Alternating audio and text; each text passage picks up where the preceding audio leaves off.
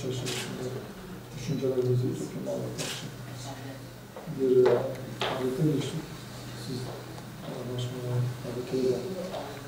Efendi'deki askerlerin oluşturduğu ve anayasalarla kurtuluyoruz inşallah. Bakalım.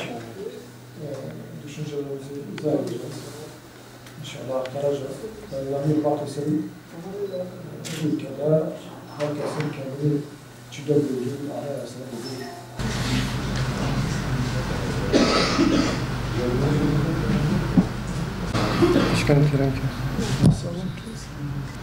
Biz her kesimle, herkesle konuşmaya başlarsak, fikirlerimizi özgür bir ortamda, hiçbir çerçeve ve kırmızı çizgi olmadan ifade edebilirsek, herkes bu anayasada ne istiyor?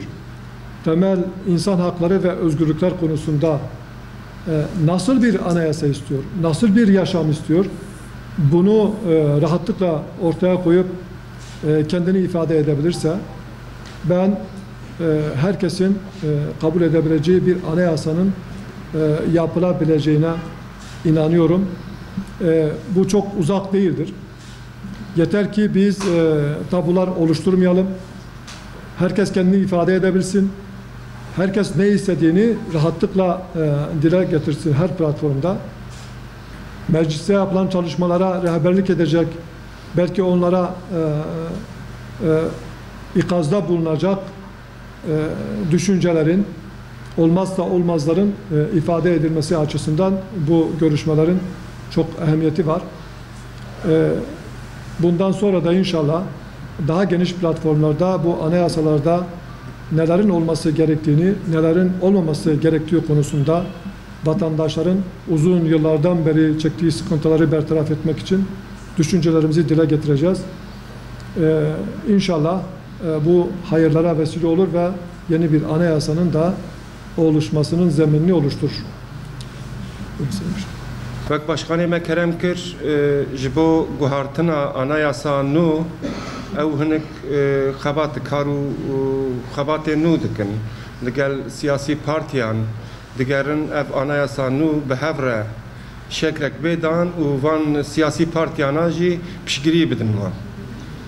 Vek hûn dizanin yani ji 1960 vir de çiqas anayasayê hatine çêkirin û hatine guhertin ji terefên askerî darbe da darbeciya da hatine çêkirin.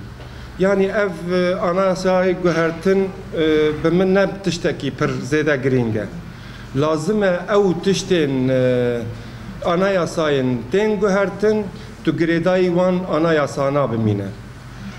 Yani vakta ki tu girêdayî wan anayasana nemîne tu degişkirina wê jî mehna tu degişkirina wê jî tune ye. İro em li Türkiye dibênin yani çiqas anayasayê hene wek yargî wek hukuk dewlet girêdayî van yasayê xwe namînin. Yani li gora mejê xwe tên hereket kirin. Em jî dibêjin ji başkan û heyeta wî re û ji milletê Kurd re dibêjin. Eger ev anayasayên bên guhertin di menfaetên milletê Kurd de be em ê piştgiriyê bidin. Yani ji bo milletê Kurd eger wê menfaetê bide me bide milletê Kurd em ê piştgiriyê bidin vê anayasayê. Na yani eger ew ê li gora xwe dîzayn bêkirin û dîsa tu maf û heqê Kurdayên di van anayasana tu nebe guhertina wê jî li gorî me ne tiştekî teşkîl nake. Fakat eger li menfaeta milletê Kurd be me jî ji başkanê xwe û heyeta wan re got em ê piştgiriyê bidin vî tiştî. Evet, ben de teşekkür ederim bu husnü kabulünden dolayı. Teşekkür ederim. Sağ olun. Sağ olun.